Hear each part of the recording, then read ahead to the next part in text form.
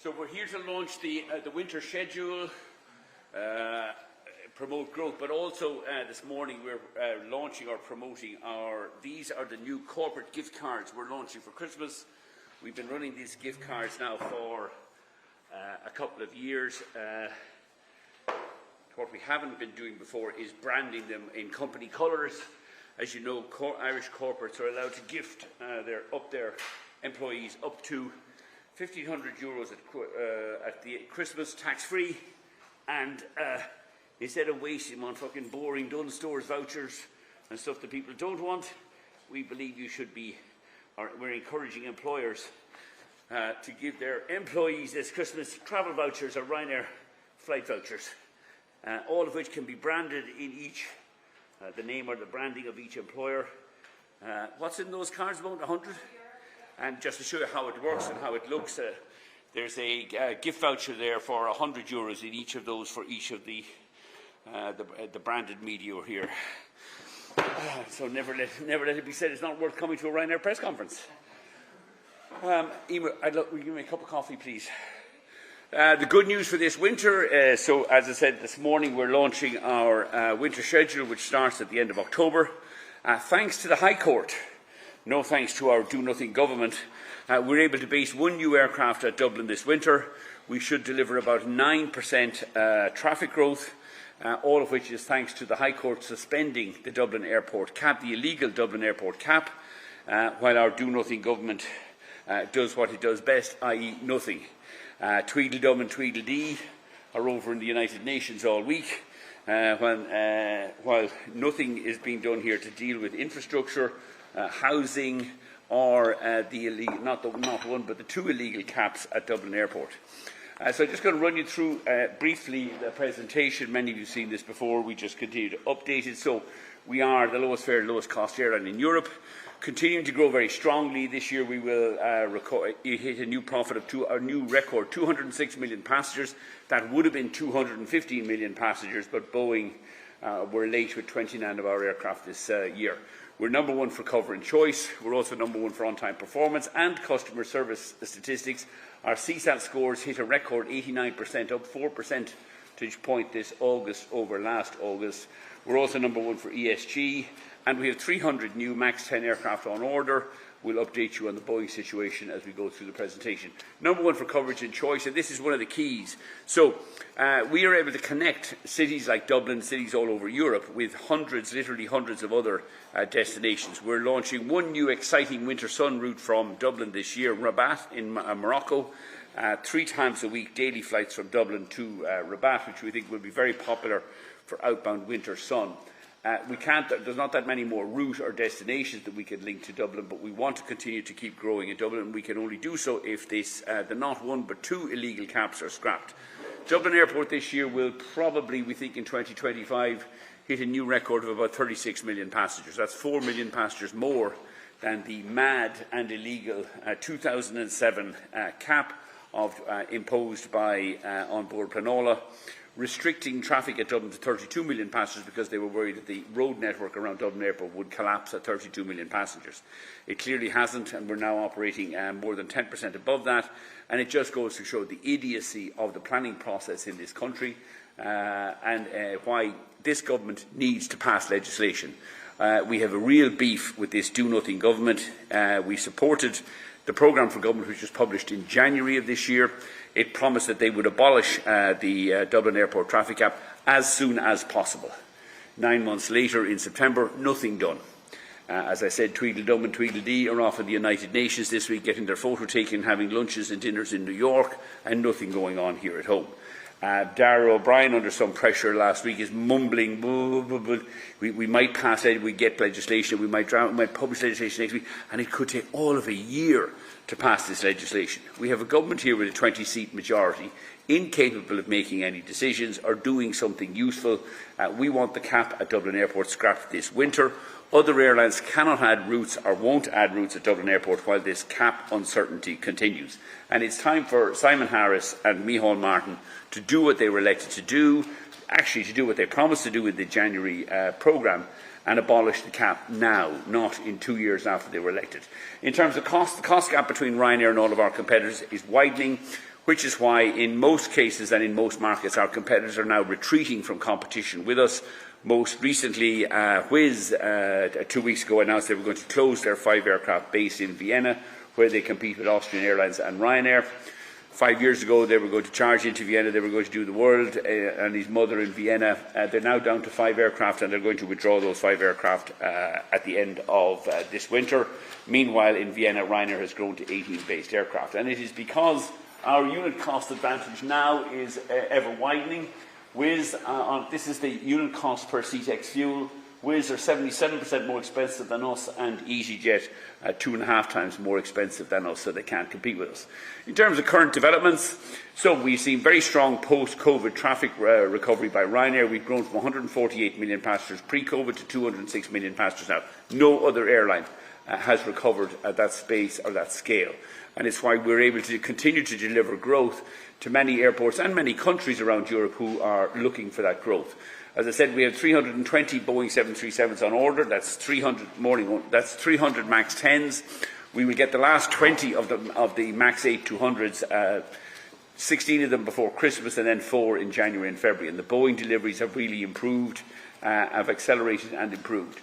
As a result of that, we're making market share gains right across the EU. We're growing our share in Italy, Spain, Poland, Morocco, the UK, where we're the #1 airline now in all those markets, having overtaken the incumbent either flag carrier or in the UK, EasyJet. And that is despite Boeing delaying 29 of our aircraft this week. Again, we welcome the Draghi report. It was published in September 2024, calling for more competitive EU aviation.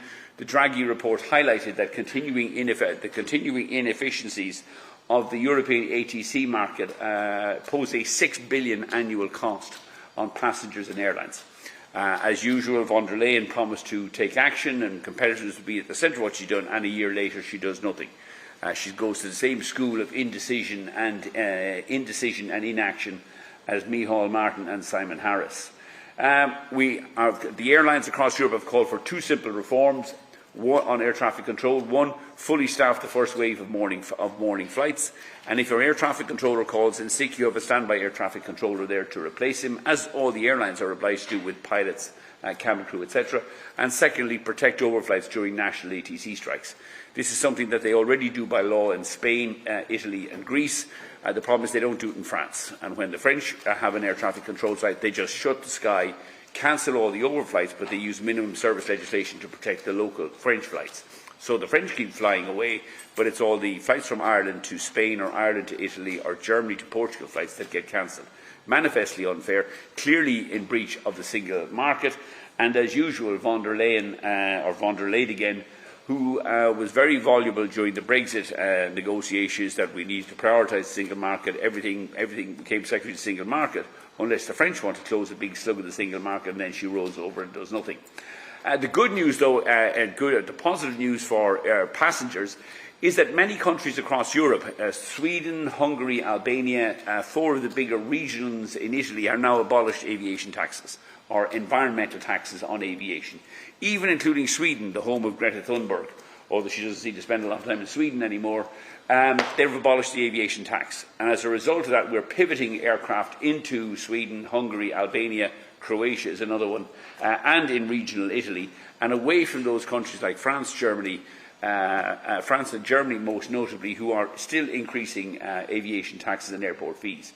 The 32 million Dublin cap is stayed thanks to no thanks to our useless government, but thanks entirely to the court action taken by the Irish airlines, mainly Ryanair and Aer Lingus. The cap has been stayed or suspended pending a reference to the European ECJ. We expect the ECJ to hear that sometime in the next 12 or 18 months. We're pretty confident that the cap will be shown to be illegal on 2 grounds. 1, it's contrary to the Treaty of Rome, and the freedom of movement of EU citizens cannot be artificially constrained. If there are runway capacities there, we're entitled to use those, or people are entitled to use those runway capacities. And 2, it is clearly in breach of the EU-US Open Skies Agreement.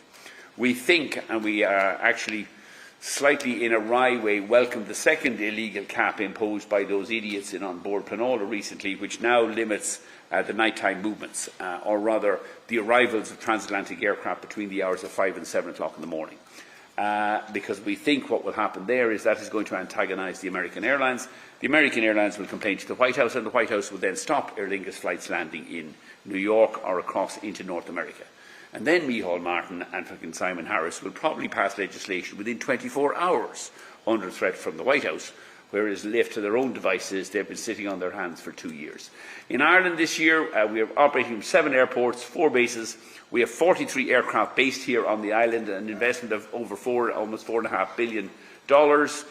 We're operating 234, that's a very accurate number, 234 routes, including 4 new routes this winter: Lapland to Shannon, Madeira to Shannon, from Shannon to Lapland to Madeira and Madrid, and Rabat, which is our new route from Dublin this winter. We expect to carry 24.3 million passengers on and off the island, and that is supporting about 20,000 jobs. What did I do next? Dublin. Oh, so Dublin this winter. So we have 35 based aircraft. That's an increase of 1 new aircraft this winter, 3.5 billion investment. We have 96 routes in total. Rabat is the new route. We're also increasing frequencies on 28 other routes. Again, all thanks to the suspension of the Dublin Airport cap. The Dublin Airport cap, my apologies. We expect to carry just over 17 million passengers at Dublin this year, more than 50% of the total traffic at Dublin Airport, supporting about 14,000 jobs. And we are continuing to campaign actively and as vociferous as we can to scrap the illegal caps, to allow not just the airlines but also our tourism and jobs industry to grow. We ask how many months does it take to scrap an illegal cap. So we have slow and slower. Here, 2 do-nothing dumbos. January, the programme for government said we would scrap, promise action. I remember Simon Harris actually had a speech. It's about delivery. And again, of course, no fucking delivery at all. So we have not just 1, 2 illegal caps. The January government programme with a 20-seat majority, I might add. This is not a home government. It has a 20-seat majority. We will scrap the cap ASAP. Nothing has happened for the last 9 months. We've had lots of bureaucratic bullshit out of Darragh O'Brien. Oh, I need to consult with the Attorney General. No, you don't. You're the government. The Attorney General, you pass the law, and if you need to pass a law to scrap the cap, pass the bloody law and get on with it. In August, on board Planola, the Muttonheads, who, by the way, did already give planning permission for the second runway back in 2015, which took the runway capacity of Dublin Airport up to 60 million passengers, have now managed to impose not just 1 but a second illegal cap. So we have the original 2007 32 million passenger cap because of concerns about road traffic, clearly no longer relevant given that we're now at about 36 million passengers this year. And then last month they imposed this mad night movements cap, which really doesn't affect night flights, but it does affect flights arriving, or the numbers of flights were now limited to, I think, 65 flights can only arrive between the hours of 5 and 7 o'clock in the morning. Most of the transatlantic flights arrive between 5 and 7 o'clock in the morning. And if they're limited by a number of movements, they will actually have to start, some of those flights can't land, or they will have to start cutting some of those services. This is incredibly dumb. At almost every other European airport, they have moved away from movements limits in favour of noise monitoring, so that you have an average of noise. And as the aircraft get quieter, therefore you can add more flights because these flights are taking place on quieter aircraft. And yet in Ireland, and the reason on board Planola came up with this was they commissioned some Dumbo in the UK to do a noise study. The Dumbo they commissioned in the UK is a noise expert on stadium noise for concerts. And that is where you get the decision-making coming out of these morons. And I would describe on board Planola, or whatever, Commission Planola, they are morons. They have no role in dealing with national infrastructure. You cannot, on the one hand, give planning permission for a second runway in 2015 and then start progressively running around inventing new restrictions on using those runways. We've paid for the runways. EU law says we're free to use them, and we cannot have a bunch of idiot bureaucrats on board running off to the UK to get a stadium noise expert to tell us what the noise or how we should monitor noise at Dublin Airport, when almost every other European airport has moved away from an absolute movements limit towards an average noise limit. Yes, that's where we are. If transatlantics can't allow land between 5 to 7 a.m, we think there's going to be, again, in further breach of the EU-US Open Skies Agreement, and that will probably antagonise the White House, which may ultimately be the way we get this not one but 2 illegal caps lifted. The second runway takes capacity at Dublin Airport to 60 million, but we can't use it. The do-nothing government promised action, but now we're told it won't be until next year, which will be 2 years after they were elected. And we think the White House will block Aer Lingus, New York and US flights if this second illegal cap isn't abolished.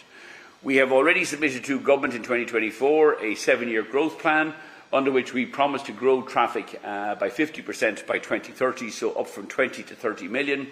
We wanted to bring environmental taxation in line with the CORSIA. We have this mad system in Europe where we're taxing ETS, which is the environmental taxation on air travel, is only applied on the European airlines or on flights within Europe. We exempt all the non-European airlines, so any flight arriving in from outside of Europe is exempt from paying their fair share of environmental taxes.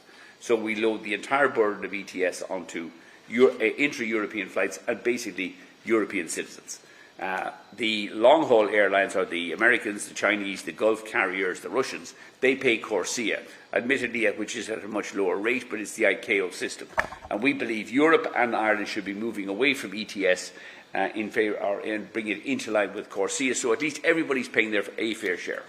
At the moment, we have the Europeans paying 100% and the non-Europeans being completely exempt, despite the fact that the non-European flights account for 53% of European aviation CO2 emissions. Bring ETS in line with CORSIA, which would lower fares for all. Expand the regional airport programme. It needs to be brought up for airports from 1 to 3 million passengers, which then would allow both Cork and Shannon to benefit from the same regional growth programmes as Knock and Kerry and those others, and then scrap the not one but 2 illegal caps at Dublin Airport. Dublin Airport can handle 60 million passengers on 2 runways. They have the capacity. Please let us use it and stop faffing around. Get up off your arse and pass the law to scrap these caps. And then, as I said, we're launching these corporate gift cards. This is an extension of our very successful gift card programme. We sell about 1 million a week, about 50 million revenue this year from gift cards, people buying gifts and sending gifts of free travel to their friends and family.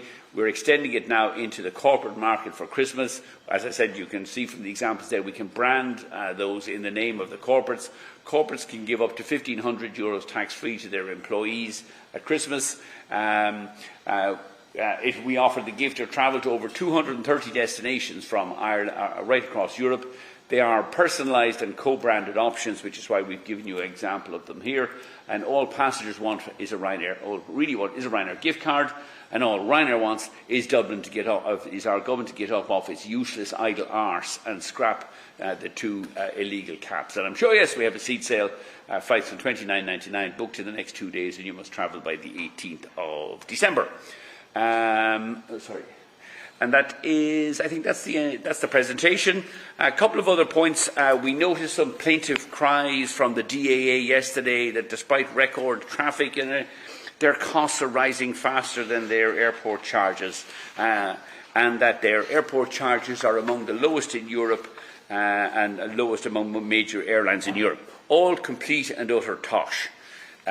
The IAA issued an independent report. This is the forerunner to the determination on airport charges. It was published on the end of July. I'm happy to give you copies of this, but I give you a couple of comments or quotes from this. And this is the IAA, the CAR survey. Dublin Airport's total revenue per passenger is mid-range in comparison to its European peers. 2. Dublin's return on capital employed, ROCE, in 2024 is 6.7%, ranking it mid-range compared to its European peers. Much more importantly, in 2024, Dublin's return on its RAB, the regulated asset base of 7.3%, is higher than Heathrow's return on the RAB, which is set at 4.2%. So Dublin Airport has a higher rate of return. It is profiteering compared to the likes of Heathrow, which is already one of the most expensive airports. And Dublin Airport's proposed price cap would have ranked it in the top quartile, the top 25% of airports, with the highest aeronautical charges per passenger, making it higher than Gatwick and just below Amsterdam Schiphol. All else equal, it would have ranked as an outlier in terms of profitability and return on capital if the DAA got what they want. Much more interesting that the CAR said Dublin Airport's net revenue, so its profits, has outperformed the projections used to determine the charges for 2023 and 2024, leading to a better financial performance than projected, driven primarily by increased commercial revenues and higher passenger volumes. And if the cap was lifted, those commercial revenues and passenger volumes would rise even faster. So don't believe the plaintive bleatings from Dublin Airport yesterday that their traffic is up, their charges are up, their profits are down, but that's because they can't control their costs. And maybe if they weren't doing a 1.2 million payoff to this week's chief executive at the Dublin Airport, their costs would be considerably lower. The cap could be lifted and we could get on with actually lowering charge at Dublin Airport and lowering visitors coming on and off the island. Our tourism industry is facing considerable challenges at the moment.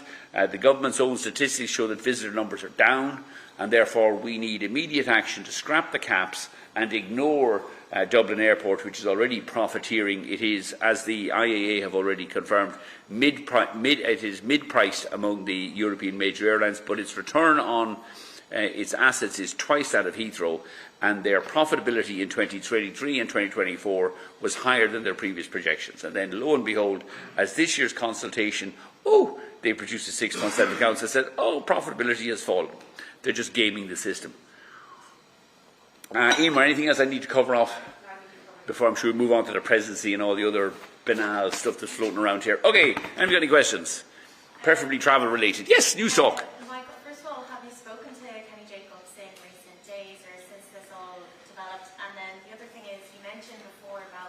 Ryanair potentially not returning to Israel. Has any further decision been made on that? No, we've given the Israelis until the end of the month. We have two fundamental problems with the Israelis. I think it's unlikely we're going to return to Israel. Every time there's a security threat in Israel, they close the low-cost terminal and force our flights into the high-cost terminal, which we said, well, fine. As long as we're only paying the low-cost terminal charge, they go, no, you have to pay the high cost. So we're getting messed around repeatedly, and then our schedule keeps getting messed around. Now, we would be willing to live with the schedule being messed around whenever there's a security issue or the Houthis are firing missiles across southern Israel, or the Lebanese or somebody's firing missiles from the north of Israel. We're not willing to be messed around, though, with our airport charges. They're also telling all of the airlines who this year cancelled flights to Israel, including Ryanair, but also BA, EasyJet and others, who cancelled their flights during the summer because of the security situation. You've lost your slots for next summer. Well, so we've written to them. They have until the end, till Tuesday of next week. One, confirmed that we will get all of our slots back next year, and two, if they close, if there's a security issue and they close the low-cost terminal and move us into the high-cost terminal, we will still only pay the low-cost terminal rates. And if they don't agree to both of those by Tuesday, we're out of Israel. And frankly, it wouldn't cost me much of a thought. We would like to fly to Israel. I don't have any political issues flying to Israel, but I do have a lot of problems where you have a mismanaged, badly run airport messing around the biggest low-cost airline in Europe. The second question was, have I spoken to Kenny Jacobs? No. I'm not a great fan of the work that Kenny Jacobs has done, by the way, in the DAA. He should have learned better in Ryanair. Our biggest beef with the DAA is they still want to waste or blow 200 million tunnelling under the existing taxiway so that you could get out to nothing on the West Apron. It has been a bugbear of ours with the DAA. But I do have nothing but sympathy for him being messed around by both Fingal County Council and the dopes, third division dopes, being generally the blob in the Department of Transport. Apparently he's upset them by calling out Fingal and delays in the planning process, which deserve to be called out. But it is absolutely unconscionable that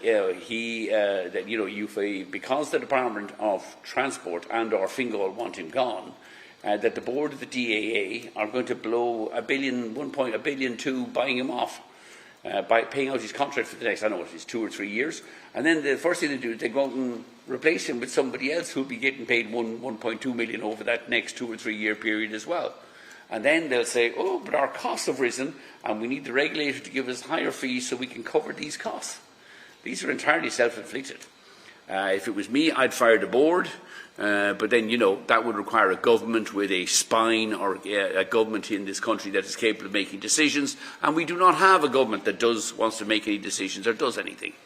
If you look at the board of the DAA, they're generally, it wouldn't be the brightest sandwiches in the picnic basket.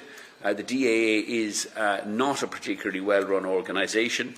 I think Kenny has at least gone in there and kicked it or knocked heads together. But clearly he'll be very well rewarded for it if they're going to pay him 1.2 million. We just want to make sure if they're paying Kenny 1.2 million, that's being excluded from the DA's cost base, so they're not asking the regulator or the airlines to pay for this over the next couple of years. Are you concerned, Michael, that if Kenny leaves in January, and then we obviously have to wait for a new CEO to come in, that you kind of lose whatever momentum he did actually put into the whole planning process and other things as well, and that momentum fades away? Are you concerned about that at all? That would be longer delays then? I'm not personally. I mean, I don't think Kenny's put a lot of momentum into the planning process. The DA have been slapping in kind of, interim planning applications. Like, they seem to be all over the place when it comes to planning. The big issue for us is not so much the planning. It is actually dealing with, we've already got the second runway. I mean, there are cities all over Europe that would, kill their firstborn to have a second runway at their main airports. We have the second runway, but we're not allowed to use it. And that's not a planning issue. That is a government inaction issue. We've a government published a programme in January, and this is a government with a 20-seat majority. It's not like it's a kind of a minority government or they can't get things done. And yet they do fucking nothing. And they do nothing because the leadership is generally swanning around in New York, having, getting its photograph taken. Micheál Martin is on his way up to Canada today. Don't mind the housing crisis in Ireland or the mad fucking traffic camp at Dublin Airport. I'm off to get my picture taken in Ottawa. You're the Prime Minister, the leader of the country. You're supposed to be the Taoiseach, not the bloody Foreign Minister running around getting your photograph taken. But no, I don't think the DA have done a particularly good job on planning over the last 3 years while Kenny was there. And I don't think they'll do a good job on planning after he's gone either. My biggest beef with it is we, the airlines, or the customers of Dublin Airport, should not be asked to pay an extra 1.2 million in costs because the board of the DA are having a row with Kenny Jacobs. Michael, do you think that it's time then for a new CEO at the DAA, or would you like to see Kenny remain on in his position? And can I ask also in relation to the passenger cap at the AGM a few weeks ago, you were obviously very critical. The following day, Darrell Bryan did come out to say that he was going to bring legislation. Oh! Yes, we're going to bring legislation to Cabinet next month, and it should be passed by next year. I mean, that's not what I call action. So let me go back. What was the first question? Just in relation to Kenny, do you think it is time then for a change at the top of the DAA, if you feel that you're not a great fan of the work that he's been doing there? Sorry, I think if the change at the top of the DAA is going to cost 1.2 million, then I see no point in having that change. I think Kenny and I have, so it's not like I would be very critical of Kenny Jacobs' performance in the DAA in the last 3 years, both in the mismanagement of the planning and also failing to cancel this mad 200 million tunnel under. But that aside, he's as good as anybody else you're going to get. And the only reason he seems to be being paid off at 1.2 million, which I think is about 3 years' pay, is because he had a falling out with a non-executive board of stooges all appointed by the Department of Failure. I mean, it'd be easier to fire the board. It'd certainly be cheaper to fire the board. I think they're all on about 10 or 15 grand each. So, no more than a lot of the media coverage in recent weeks. I think Kenny is as good a CEO of the DAA as you're going to get, and I have significant, issues with the performance. We have Ryanair is the biggest customer, has a lot of beef with the mismanagement of planning and the failure to cancel this crazy 200 million euro tunnel. But if firing him is going to cost you 1.2 million, I'd fire the board instead.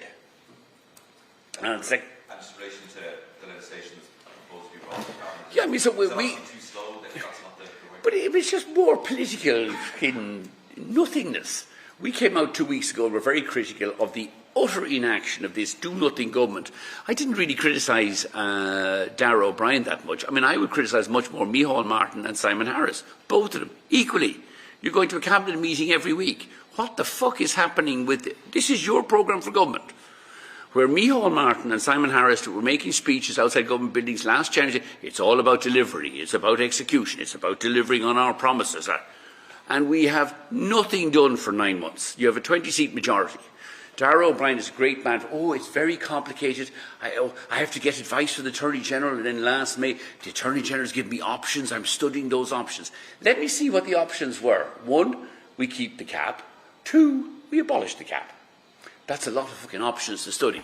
It's taken him 5 months to study the options, and now we're going to bring legislation in front of the Cabinet, and then we're going to bring the legislation in front of the government, and then somehow it's going to take a year to pass the legislation.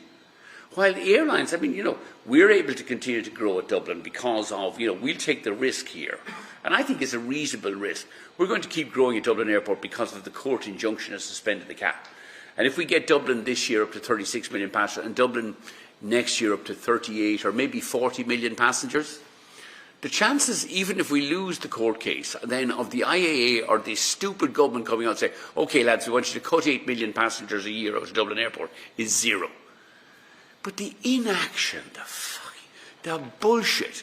And Darragh O'Brien, 2 weeks ago, when we criticised the government for fucking blatant inaction, comes out, well, I've considered all the options. I'm going to bring the legislation to Cabinet, and then we're going to go to government, and then we might have it passed by the end of next year, 2 years after they got elected with a 20-seat majority.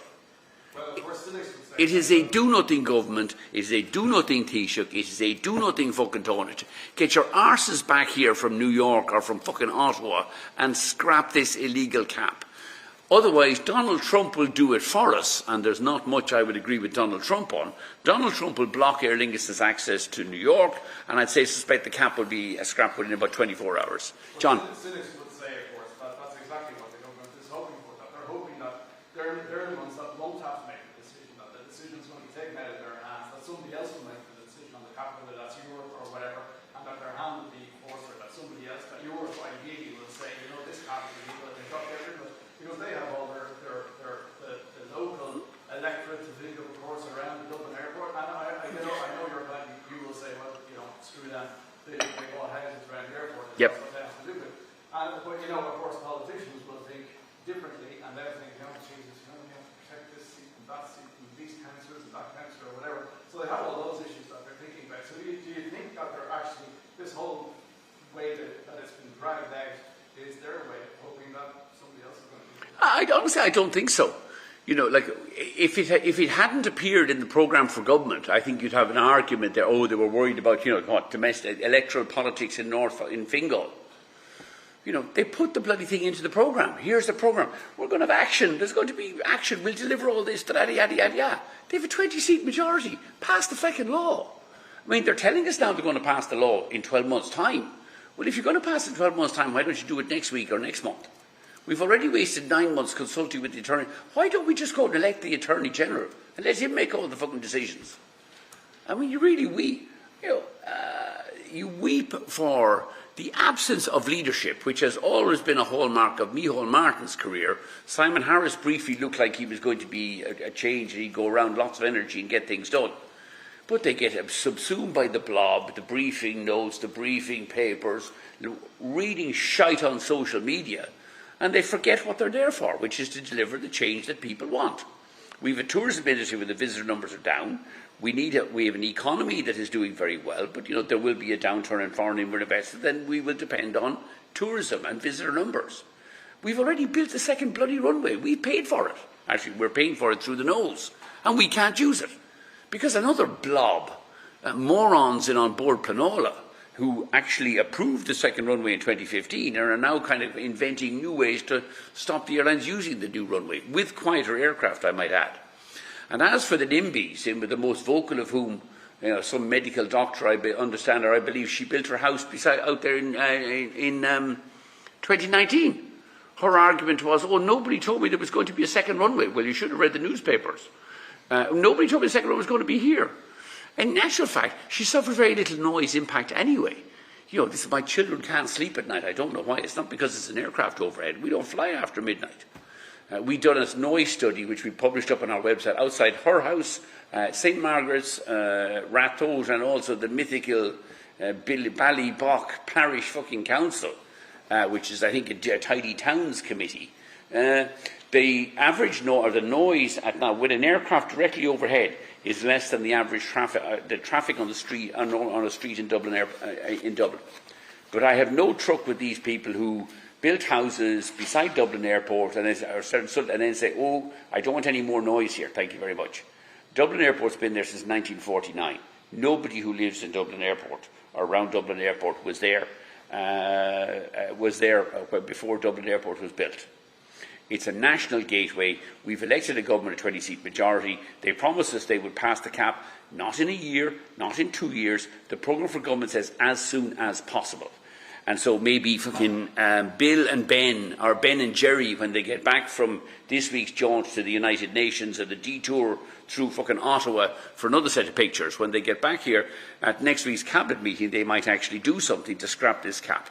Do you have further support for Fine Gael during the election then? Ooh, what?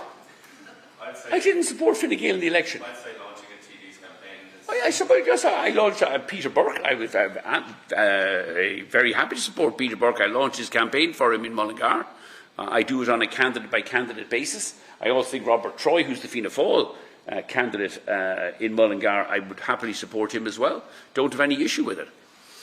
I was asked recently, the presidential, who would I vote for the presidential vote? I haven't decided yet, but I know both Heather Humphreys and Jim Gavin, who was an IAA inspector of Ryanair for many years. I would be very happy and proud if either of those was our president. The only one I wouldn't want to see elected is the loony fringe from Galway there, who, when she's not touring around Russia or supporting the Assad regime, Hamas and all the other fruitcakes, is there consorting with tax avoiders like Mick Wallace or tax defaulters like Mick Wallace, so I would keep the lefty loony fringe out of it, but I'd be very happy and very proud if either Heather Humphreys or Jim Gavin were elected president of the country. But I do believe, by the way, we should abolish the presidency. I think it's a fucking useless job that costs us, I don't know how it costs us a year. The president gets paid $300,000. He has a big house in Phoenix Park, which I think the Taoiseach should be living in, and a staff of God knows how many. And, if you need someone to meet the ambassadors or pass out the Ferrero Rochers, the Minister for Foreign Affairs can do it. That would keep Simon Harris and Micheál Martin here in the bloody country instead of on tour getting their photos taken in New York at the UN or in Ottawa with the Canadians. Michael, yes. Some airlines are saying that passengers are booking flights and holidays closer to the departure date. I just wonder what Ryanair is seeing here, and then also maybe if you can take us through winter bookings and if you were able to talk about their situation as well. Yeah, actually, in our case, we're seeing exactly the but I think that I should go back one. A lot of the airlines and tour operators are complaining that their booking profile is a bit later. I think what you're seeing this year is the reverse of what was our boycott with the online travel agents last year through 2024. We had a profit warning in the spring of 2024. We had been boycotted by the online travel agents. And I had wrongly called at the time. I said, look, it doesn't matter. These are price-sensitive people booking holidays. They'll come to book Ryanair directly. Actually, they didn't. And a lot of the online travel agents, the people who benefited most from that online travel agent boycott last year appeared to be the Jet2s, EasyJet. They all seem to have stronger bookings, stronger advanced bookings and higher fares last year. And we had slightly weaker bookings and we were having to price downwards. This year, we have reached agreement with almost all of the main OTAs. We are seeing, therefore, a return of a lot of that kind of price-sensitive holiday business to Ryanair. And so we're at the opposite end of that now. This year, we're seeing stronger forward bookings. Our forward bookings are only about 1% ahead of where they were this time last year. And our fares are up. We think we're getting close to fares this year being up about 7%. Last year, our fares fell by about 7%. So we're going to get back most of that. And I think what you're seeing from the rest of the industry is kind of the reverse of that. Against a tough or a better prior year comp last year, they're seeing those price-sensitive passengers go back to Ryanair through the approved OTA deals, and their forward bookings are slightly down in their fare, and they're having to be a little bit more aggressive on pricing. So we're seeing the opposite, but it's a kind of so we're seeing the opposite against a weak prior year comp, and they're seeing the opposite against a better prior year comp because of the OTA boycott last year. Sorry, Financial Times got in before Reuters. Ladies first, don't be butting in, ladies first. We get you, Conor, worry. Just to clarify that. Sorry, go on. You said almost 7% is like Q2. No, through the full year. Full year. Okay. Yes. So I have two questions. One is just how you're seeing long-term travel. Yeah. Related to that. And secondly, Gatwick's getting permission to expand. Do you believe then that, the Green sort of brigade, for want of a better word, wanted us all to stop flying? Do you think that's dead now? And if so, why? Okay, so, sorry, firstly, sorry, I forgot the first part of the question. Long-term predictions. Long term, I mean, we see nothing but strong demand for travel longer term across Europe. You have, higher disposable incomes and more leisure time. You look at a lot of the unions, I mean, even the mad unions in the UK, the train drivers now want to work less than 36 hours. They're striking now so they can reduce from 36 to 32 hours a week. I think that trend will continue. It is inevitable. You have people now, I think one of the biggest drivers of travel as well has been this working from home, or this kind of, part working from home, part working. We're seeing enormous amounts of people who are able to kind of, travel midweek with us, going to places like Portugal and Spain, and are still able to work from home, but home is now a holiday or an apartment in Spain or Portugal or in sunny destinations like that. And I think that will continue. As we add aircraft this year, we've got 206 million. We will get all 29 of those aircraft at the end of this year. That will take us to 250 million passengers next year. And I have nothing but absolute confidence. As long as we don't have some kind of, and there will always be some unforeseen Armageddon events, COVID, war in Ukraine, but other than that, the propensity of people to travel across Europe is accelerating, if anything. And Ireland, which is one of the reasons why Ireland needs to join in that by scrapping these stupid caps. We welcome the UK government's decision to approve a second runway in Gatwick. It is a much more sensible additional runway in the southeast than trying to get another runway into Heathrow, which involves moving or tunnelling under the M25, which is simply never going to happen. It does, I think, put pressure on Stansted to accelerate their plans to expand the terminal building, which are currently underway. The southeast in the UK needs more runway and airport capacity. In Dublin, we have the advantage we have the additional runway capacity, but we have a couple of dopes in the Department of Transport and in on-board Bromwich that won't let us use it. But we are all in favour of additional runways in the southeast, except for the mad one in Heathrow that's going to cost 20 or 30 billion. It makes even the DAA look like they're efficient. And the long-term trend for travel will, I think, continue to grow stronger because of we are going to work less hours into the future, whether that's AI or just, I think, the average working week will come down from 40 towards 35 towards 30, God help us all. I'm father of a number of teenagers who think 20 hours a week is a long working week, but they'll learn eventually. And the propensity of people to travel is just exponentially growing, particularly, I think, around Europe. You look at the Eastern European economy or the Central European economies, Poland, the Baltic states, plus or minus invasion by Putin. Those economies are growing very strongly. Incomes are rising very rapidly, and therefore their propensity to travel, which is about 1/8 of what it is in Western Europe, will rise dramatically. And we are seeing incredibly strong growth on our routes out of Poland, Albania, Slovakia, the Czech Republic, Romania. So can we get to 300 million passengers by the mid-2030s? Yes, easily. I mean, if anything, I think we could get to 350, 400 million, but that might be just a bit too aggressive in terms of growth. But yes, I think for the next decade, based on what we would see now, the trend of more travel is growing very strongly. In relation to the green agenda, I think it's dead. That doesn't mean that we don't need to keep decarbonising, and I think we do need to keep decarbonising wherever we can. We're investing heavily in new aircraft and new engine technology on the MAX 10s and on the MAX 8200s. On the MAX 8200s, the new LEAP 1B engines carry about 4% more passengers but burn 16% less fuel. On the MAX 10s, the first of which we take in 2027, they carry 20% more passengers and burn 20% less fuel. We're reducing our fuel per passenger by about 40%. Emissions coming down by about 40%, and they're also 50% quieter for the couple of medical doctors in North County Dublin who built their house there in 2019. So we do need to continue to decarbonise, but I have a financial incentive to decarbonise in that fuel is my biggest cost.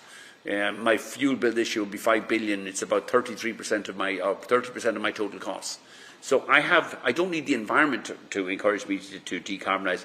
Costs will encourage me to decarbonise. But the whole idea of, the Swedes were the first one to do the flight shaming, taxing air travel, they've now reversed it all. Countries who engage in this kind of nonsense pretty much quickly realise that actually the traffic will go elsewhere.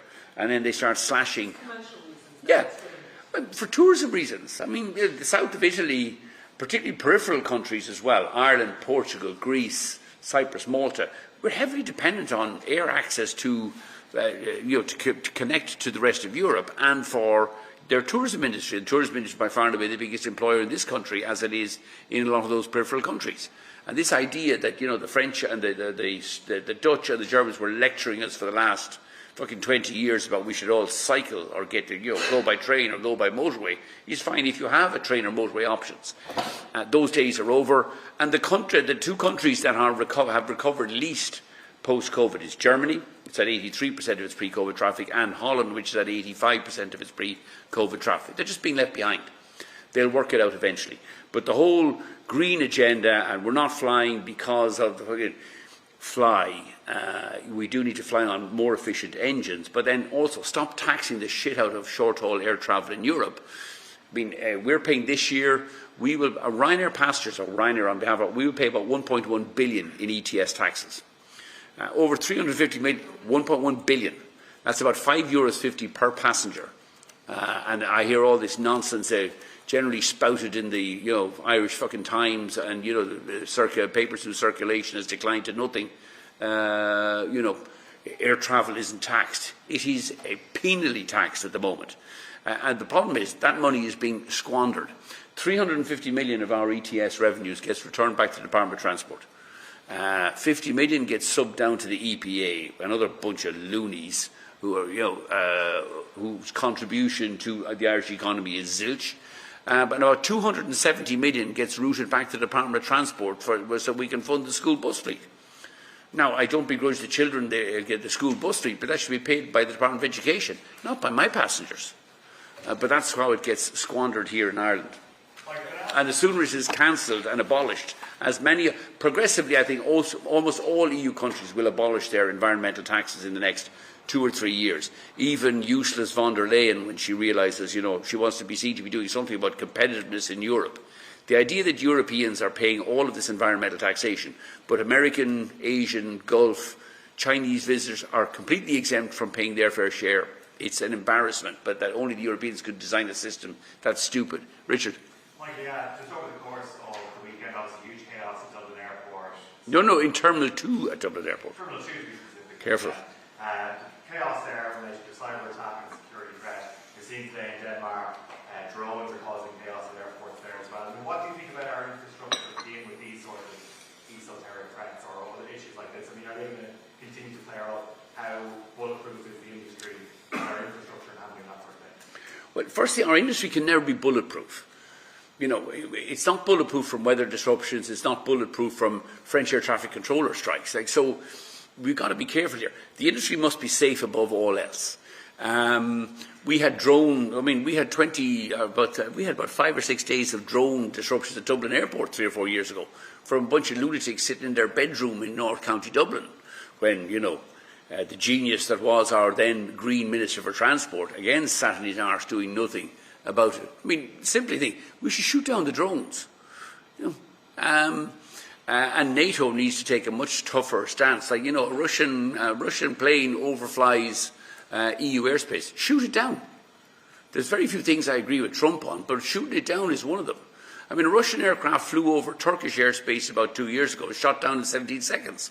Shoot the fucking thing down. We're sitting there, pulling wool out of our navels. Ooh. In fact, the Russian plane overflying isn't even paying its fair share of ETS. They're exempt from fucking ETS. Another reason to shoot it down. We are under threat. One of the things I think clearly the situation in Palestine is horrendous. But the way it has displaced a war going on in Europe and in Ukraine, the left in Ireland are all great for having marches and protests about Palestine. And, well, we should march and protest about Palestine. Where's the marches and protests about what's going on in Ukraine? Civilians being bombed in their houses, missiles being fired in there, and nothing happening. So NATO, and I'm not sure Ireland's neutrality will survive this. We're going to have to get off the fence and decide we're actually going to work together with our European partners to defend Europe and to defend NATO, and we better wake up to that at some point in time in the not too distant future. How will the drones impact your bottom line? I think very little. Drones are an irritant. We had drone disruption in Poland about 2 weeks ago, so they closed the Polish airports for about on a day, or it disrupts our operations. We recover pretty quickly. The airlines are used to dealing with that. What I described at the time. It's an irritant, but you can't take risks on safety. Now, I think the defensive technology will get better around airports. Why do we not have technology that disables drones once they fly over an airport? Why don't you shoot down the drone if it flies over an airport? Some of those may be implementable or not implementable, but I don't think it's going to affect profitability. Like, what affects our profitability is mass unforeseen events, a Russian invasion of Ukraine, COVID, God help us, which I thought was just a kind of cold and it'd be all over in a month, lasted 18 months, and grounded the entire industry. But drones, French ATC strikes, that kind of stuff, they're an irritant, and we work our way around them. Michael, the digital boarding pass, in the time since you first announced it, yep, you said the figure of people not using it was about 20%. That looks resolutely unchanged in the 12 months, nearly 12 months since. No, we're down now. We're now down to less than 10%. Okay, how are we going to, it's still going to be 20 million passengers in 9 weeks. Yep. What is the game plan to get all of those people? We are going to force everybody onto the mobile phones. I think we will have we will be reasonably forgiving. The one advantage is we've delayed it into the middle of November, so when we're in the winter schedule, we will certainly be reasonably forgiving of people showing up with their paper boarding passes, I think, through November and Christmas and into January. We have learned from past that we're not just going to do a right, that's it. If you show up with a piece of paper, we're going to torture you. We can handle both, but we are, and we've announced this 3 times. We have delayed the introduction 3 times, so, it has got plenty of. I'm amazed, at the outrage in the Telegraph this morning that old people would not be able to travel on fucking Ryanair. I'm old and I travel on Ryanair on a fucking very regular basis. In fact, yesterday flew back from Malta to Dublin, and I use the Ryanair app. It is pretty simple, pretty easy to use, but we are going to roll this out on the 13th of November. Nobody will be cut off at the knees if they do it. For the first couple of weeks, I think right through Christmas, we won't have any issues. But it's really probably going to, I suspect we'll really tighten up on it when we get into next summer, for the peak of next summer, with the exception only, I think, of Morocco, where Morocco, for some reason, they still require paper board, and we'll take paper boarding passes there. But nobody will be cut off at the knees. None of the elderly. We'll welcome all the elderly, including myself. And can you clarify, is the barcode enough, or does it have to be in the app? I just run that by me again. The barcode on your phone, yeah. A photograph of the barcode or an image of the barcode, is that enough to get you past the boarding gate, or does it have to be in that Ryanair app? I think it has to be in the Ryanair app, but I could be wrong on that. That's probably above my pay grade. I mean, and the other one is, but if your phone, as long as you've checked it, the critical thing is we want people still to have checked in. If you've checked in online before you get there, and you lose your phone, we'll have your name in the system. We will manually board you at the boarding gate. So your phone goes off, you lose your phone gets stolen, not going to make any issue. As long as you've checked in online before you got to the boarding pass, which, by the way, will eliminate all the airport or the check-in fees at airports will also disappear as well. Sorry, yes. Just in terms of tourism, you say that there's a huge. He shouted louder. Sorry, he's just rude. Yeah, news talk, pushy upstarts. Yes. But obviously, you talk about how important tourism is to the Irish economy. Do you see any downsides to that? Obviously, there's a huge amount of talk about the cost of, the hospitality industry here, the cost of restaurants, hotels, and stuff like that. Also, discussion among some tourist groups about crime in our major urban centres. Are you concerned about these sort of things having an impact on that growth base for Irish tourism? Okay, there's a couple of different answers. One, the cost of the tourism product. Tourism in Ireland is getting more and more expensive. I mean, it's not helped by having the low pay commission coming out next week, and the low pay has to go up by another 5%.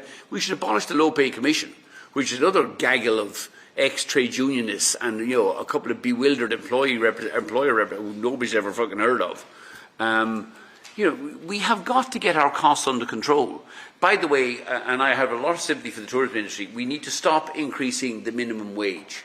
The market will look after the minimum wage. If you can't hire people in Mullingar or in Toomevara or whatever it is, you'll pay up very few people beyond that minimum wage. But the government needs to stop interfering in the efficient operation of the market. If the government wants to do something, fix the planning system and scrap the airport cap.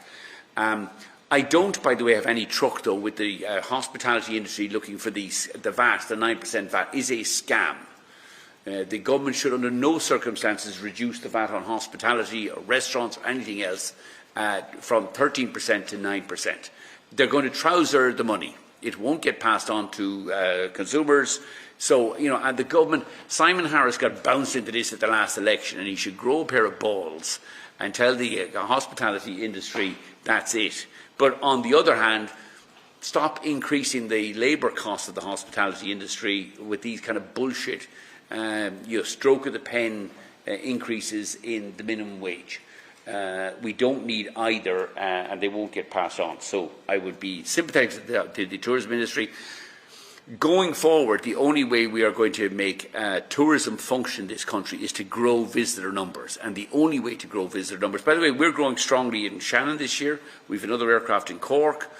We would have far more aircraft in Dublin, and other airlines would put aircraft in Dublin if these mad caps were actually abolished, as the government promised they would do in January of this year. So we can grow, we need to continue to grow, we need less environmental taxation on air travel, so that we make access on and off this island much more affordable, and then growth and volumes will take care of the rest. Sorry, yes? On the subject of that as well, obviously there's the NFL game this weekend. I know you don't fly to the States, but do you think that we should be putting, I suppose, more resources towards getting these major events in? Obviously we've had that, we've had the Europa League final over the last couple of years. Is that something that the tourism board should focus on if passenger numbers are down? And just on top of that as well, have you noticed people coming from Europe for events like that, and even if it's not directly tied to that one particular occasion? I mean, we're so big, we wouldn't know. I mean, there's 40,000 additional people, visitors in Dublin this weekend going to the match. I mean, we wouldn't notice that. I mean, we carry 700,000 passengers a day. But all of these events help. The bit that I would, if the tourism industry or Board Fulch or whatever they call themselves, Tourism Ireland this week, I don't have any time with them, paying to light up the Eiffel Tower green on fucking Paddy's Day. I think it's a complete waste of money. But any of these events, whether it's the Eurovision or it's NFL games or it's rugby matches or any of those events that keeps Dublin in the shop window or Ireland in the shop window, are to be welcomed. The Ryder Cup is coming here in 2 years' time in Adair. Much to be welcomed. We need all of these things, and we can never become complacent about tourism or Ireland's role within tourism. We don't have the weather, so we have to offer a much more different product. And I think the tourism industry across gets a lot of negative publicity over things like cost. Sorry, I should have come back as well. Crime and say it's all this week's fucking crisis. We don't have much of a crime problem in Dublin or in Limerick, but we've just gone through the dozy period of June and July, and the media has to fill the papers with something.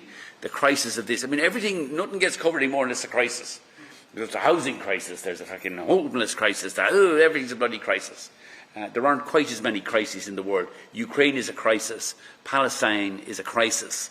But really, the domestic agenda is not really a crisis. But we should, as best we can, encourage, I get very little out of the NFL matches because it's mainly transatlantic, but anything that encourages visitors to come to Dublin, to come to Ireland, to have a good time, we should continue to promote and invest in.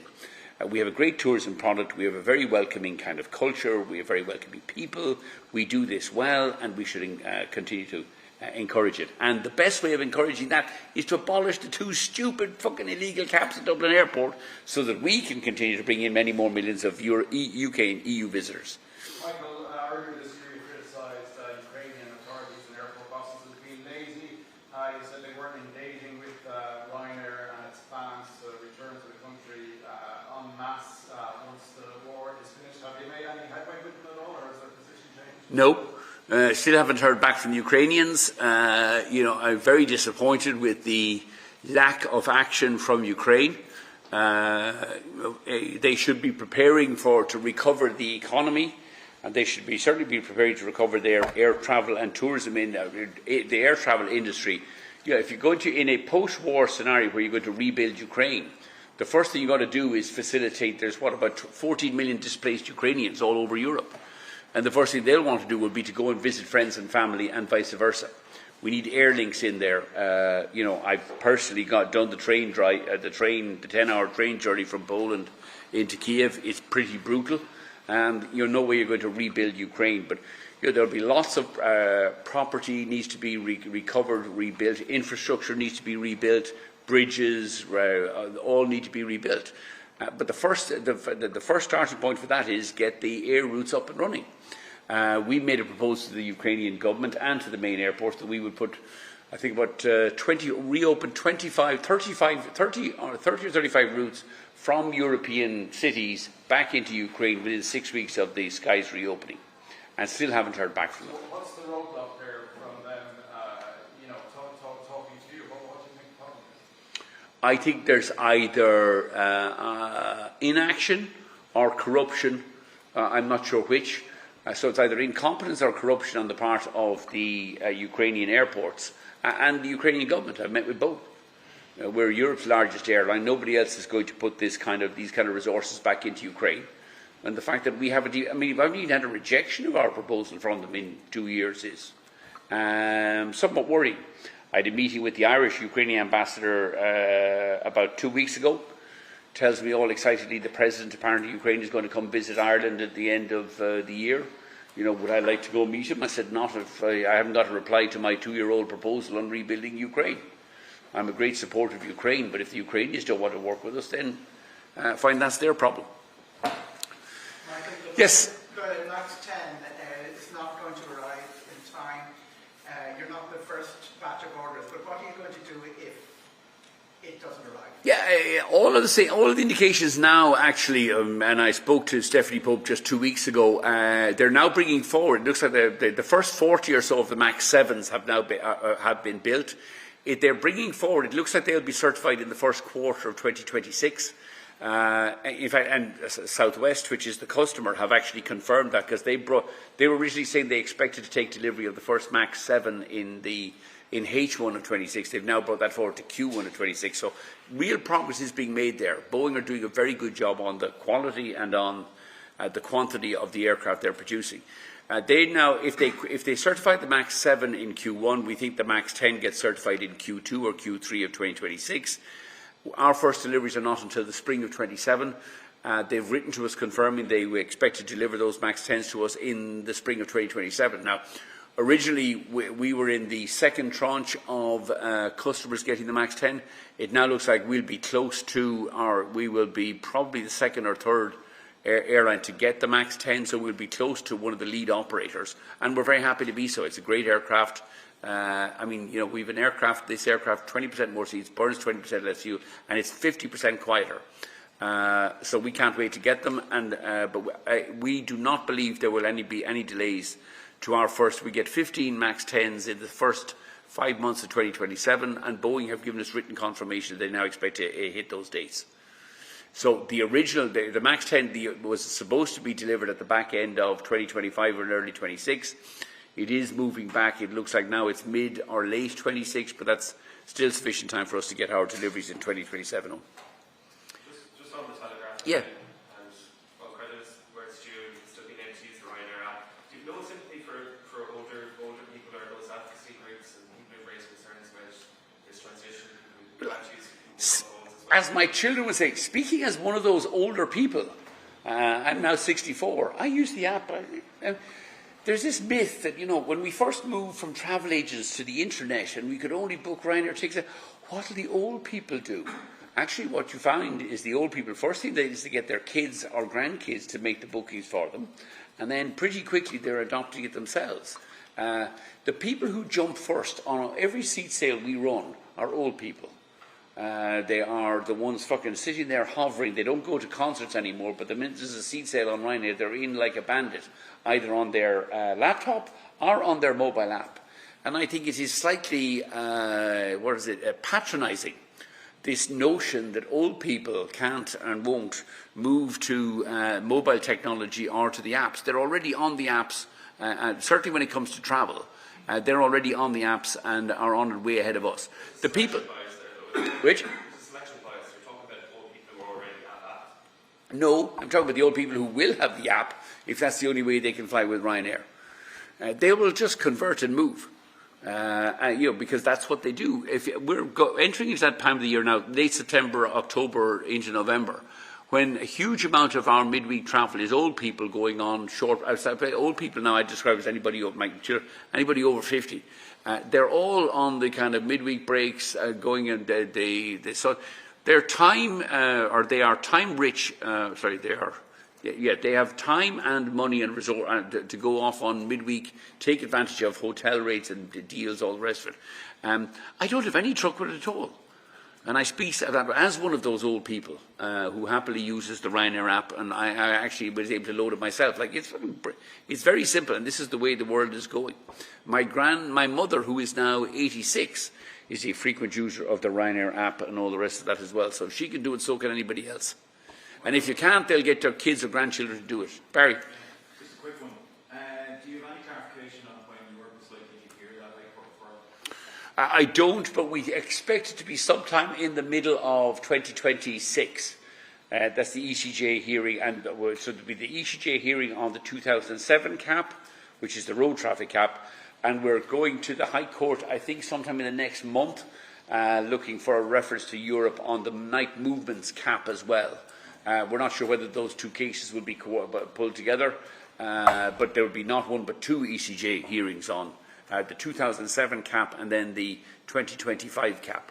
Assuming that the mid-2026 timing on the first referral is correct, then you're looking at into 2027 before you'll split the night cap. That's correct. In which case we think traffic at Dublin Airport will be close to 38 or 40 million passengers. And part of me dearly wishes that actually the court would reject it and send it back to Micheál Martin to tell him, by the way, sorry, no, you've got to now cut traffic at Dublin Airport from 40 million passengers to 32 million passengers. And you can imagine all the hand-wringing that would be going on over the fucking tea and biscuits in government buildings. Like, yep. Just go back to the DAA, as reported the weekend that the chair actually lobbied the government as recently as July to raise the CEO salary, because they alluded to the private sector. Do you think that, you mentioned there, the idea that's obviously going to fall out over knocking heads around with public around the passenger cap, is that tallies? Honestly, I don't know. I mean, now it's just kind of media speculation. Like, I understand Kenny's on about 300 or 400. If the 1.2 million payoff is ready, it's on about 350 grand a year. I think that's more than sufficient for somebody running a not very big airport. Running Dublin Airport is not that complicated or that hard. Just stop wasting money. But it would suggest, I was kind of interested yesterday, the DAA, suddenly, because they're into a new regulatory pricing regime, are now publishing a 6-month set of numbers, none of them audited, claiming that revenues are up, revenues are up, traffic is up, but our profits are down because our costs are up. Well, maybe if you weren't, advocating for pay increases for already well-paid chief executives there, and I don't have any beef with Kenny. I don't know what's going on between Kenny and the board, or between Kenny and the Fingal County Council, or Kenny and the Department of Failure. But Kenny was a very good director of commercial, or was it director of commercial director, whatever it was, or sales and marketing in Ryanair. He's a very able executive. I would have no trouble in recommending him to any company on the sales or the commercial side. I think he could have done better in the DAA. Certainly he should have cancelled the 200 million tunnel that nobody wants or needs. But firing him or getting rid of him, if getting rid of him is going to cost 1.2 million, I would leave him there. Because you're going to have to replace him with somebody else, and that'll take, whoever else you get in will take a year or two to get up to speed anyway. And it seems to me that the better outcome would be to fire the chairman or get rid of the board of the DAA, which I presume is the usual, the usual potpourri of worker directors, bewildered civil servants and bewildered trade unionists who all get appointed to these semi-state boards. I doubt if there's anybody with any ability on the board of the DAA. There never has been. Would you welcome Kenny back? What, into Ryanair? No. I mean, Kenny left us before. Kenny left us before COVID broke out. I think in 2019. You know, we all have a policy of replacing people from within. Dara Brady stepped into the position and has done a terrific job since. You know, we generally don't bring people back. The last person that came back to Ryanair was Peter Bellew, and that didn't fucking work out particularly well. So, generally speaking, but Kenny is. I would recommend anybody who's looking for a good sales, marketing, commercial guy. I would have nothing but positive things to say about Kenny, and I say that. I would be and I don't deal with the DA, by the way. We've a New Routes team, but I would be critical of Kenny for not cancelling the 200 million madcap tunnel under the taxiway. And I know that's not, you could just drive across the taxiway, which is what they do at most other airports. But the DAA have this regulatory game. They have to find ways of spending money so that they can add it to the regulate asset base, the RAB, and then their return is set by on the RAB. So the way these regulated monopolies game the system is they have to come up with new and ever more mad ways of gaming, of wasting money on capital, on these kind of capital expenses. We have built the second runway. The only thing Dublin Airport needs is terminal extensions. Both the second terminal, which has been a disaster, as we rightly predicted it would be when it was opened in 2007 in the middle of a cul-de-sac. The problem with the second terminal is there is no room to expand the pier. There's only one pier on it. Increasingly, all the new arrivals, the new transatlantic arrivals, are parked over beyond the D pier, and they have to bus passengers in and out. I mean, because the thing is in the wrong place. What should have happened in 2007, or what we still think there's room to happen now, is extend the Terminal 1 out beyond where the old hangars are so that it begins to creep around towards Hangar 6. And that will come in time. Newshook. Yeah, Michael, what about Terminal 1? Should it be knocked down and rebuilt? Oh, Jesus! The reason I ask that is because Heathrow did the same. You know, Terminal 1 was very dated, and it might be fair to say that Terminal 1 now in Dublin Airport is also equally dated and needs some TLC. Is the departure or looming departure of Kenny Jacobs not going to long finger that? There's no plan to knock down Terminal. You can't knock down Terminal 1 because the volumes of passengers we handle can't fit through Terminal 2. Terminal 1 is fine. You spend very little actual time in Terminal 1 now, thanks to Ryanair. I mean, we account for about 90% of the passengers using Terminal 1. You go in, most people just go straight through security now. If you don't have, the 80% of people who don't have a bag go straight through security. You're not even in Terminal 1 for more than, I say, 5 or 10 minutes, unless you're wandering around the duty-free shops. The terminal building is fine. It is bizarre that, I mean, what you could do is you could expand Terminal 1 by about 40% by knocking down the two freaking car park, the old concrete spirally things up to the car park, which were never... And on those morons in on board Panola thought, no, this is part of our architectural heritage, a fucking concrete... Spiral, thank you. A concrete, not one, two concrete spirals, which we never ever used. And I mean, it just goes to the planning incompetence in Ireland goes back to the early 1970s. This was a bright new age when they were built. Passengers would arrive in, they'd drive up these spirals, they'd park up on the top 4 floors of Terminal 1, until they realised then there was a big war in Northern Ireland and the IRA were bombing the shit out of everything with car bombs. So almost on the day they opened it, they decided, no, we can't ever allow anybody to park up there because there'd be a car bomb in the place. And so we've never used those spirals. They were used for staff parking for a number of years. it is bizarre that we just don't knock those two spirals, and that would allow the DAA to efficiently expand Terminal 1 by about 40% and bring it closer, but it would reduce the walkway between Terminal 1 and Terminal 2. And we can't even get that done. Because this takes you back to originally when our peer review was, we need to preserve the old Terminal 1 designed by Garrett Fitzgerald's fucking daddy or granddaddy, God have, back in the 1940s, which is now used for nothing at all. I mean, we need to grow the hell up. We need this. Dublin Airport is a gateway on and off this island, and we need to expand the capacity of Dublin Airport efficiently. Knock those two spirals because they have no architectural fucking heritage at all, and expand the terminal there. And then we need to badly expand Pier D, which is when you walk down the long walkway. And that long walkway only exists because some nutty architect objected to us walking people through Desmond Fitzgerald's legendary 1940 fucking Bus-RSC building. We need to expand Pier D. We should be knocking down one or two of the older hangars there, one of which is ours, by the way. But we'll be vacating that in the next 2 years because we're building 4 new hangars opposite Hangar 6. We do need more gates, we do need more gates down there, which is where most passengers are going to and from Dublin Airport. Well, anybody else got any questions? Left the field one, I don't intended, but food prices have gone up a lot over the last while for dairy, meat and everything as well.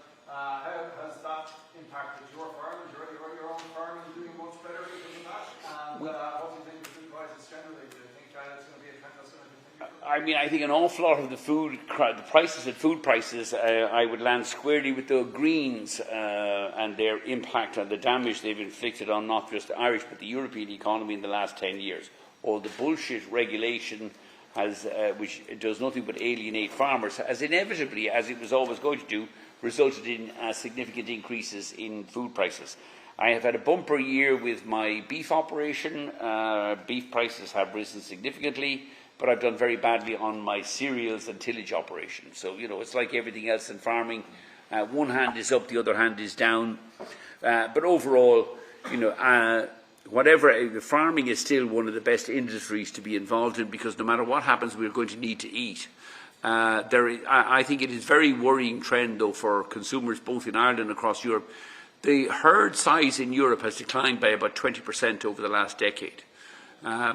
And that, I think, is really damaging. We need and we should be encouraging people to get into farming and make it easier for people to get into farming and not putting up with these kind of more failed green policies where we worry about the farting, cattle farting or any of the rest of it. We're going to eat them all eventually, and we should continue to encourage people to eat meat. How many head of cattle do you have and how many acres? Not enough. We're up to about 800 head of cattle now, 800 cattle, but I expect that to grow by about 20%.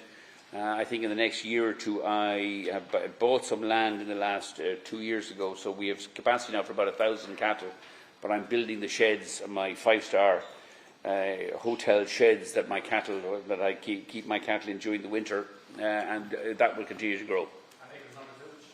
Pardon me? How many acres under tillage? Oh, about 2,000 acres. Any other questions? No.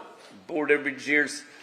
Okay, thank you very much, everybody. If anybody wants, Emer has copies, by the way, just on the DAA, because I'm sure there'll be a run of the car media release from July, where they confirmed that Dublin Airport had been ahead of profitability for the last 2 years, and that DAA's fees are not the lowest in Europe. Actually, they're in the middle of where they should be. They're in the middle of the European airport rankings.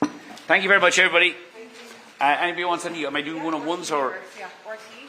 Okay. Oh yeah. Okay. Thanks, Michael. Thank you, everybody.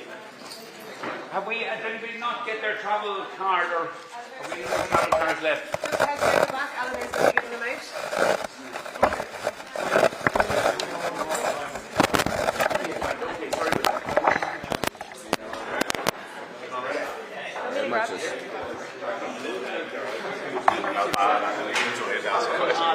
I knew all the questions were coming. I was jumping off.